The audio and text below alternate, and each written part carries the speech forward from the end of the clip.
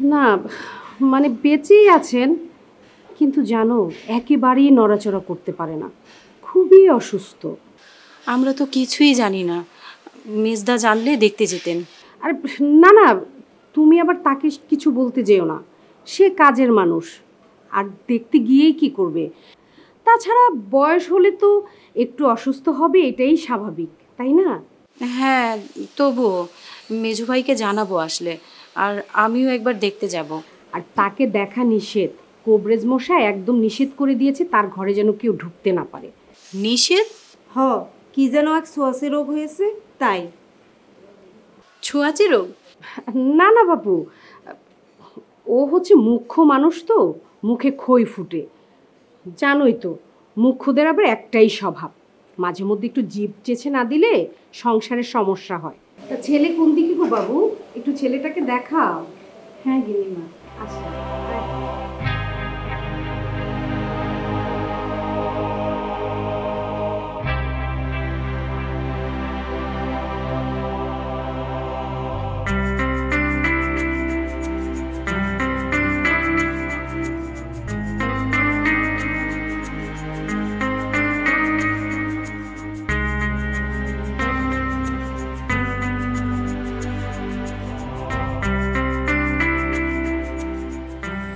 কি হলো?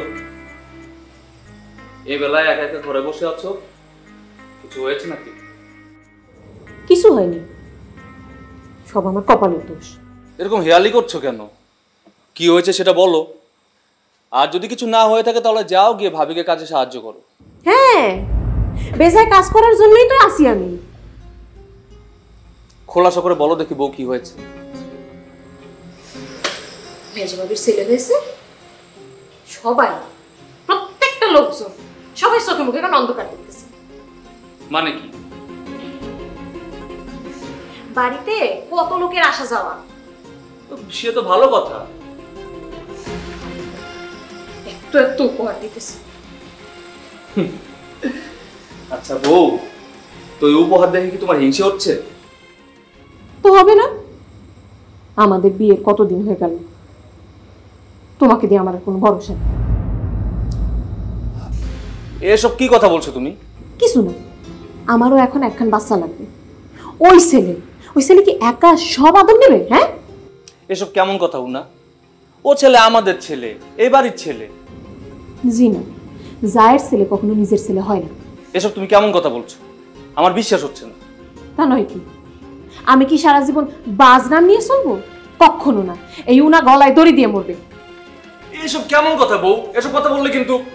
কি করবে? মারবে? আর তুমি যখন মেজো ভাবি আর মেজোদাকে নিয়ে জ্বলে মরো, তখন কি হবে? হ্যাঁ, আরে বউ, না কথায় কথায় রাগ কর। ও বাবা, কি লক্ষ্মী ছেলে হয়েছে। কি নাম তোমার বাচ্চা?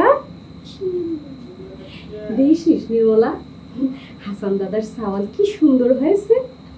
ঠিকই কয়েছেন গিনিমা, দেখতে একেবারে রাজপুতের মতো হয়েছে। হ্যাঁ, লক্ষ্মী ছেলে হয়েছে।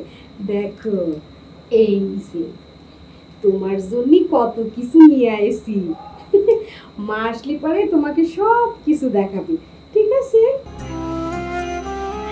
দেখছিস আমার লক্ষ্মী বাবা হয়েছে, দেখি তুমি।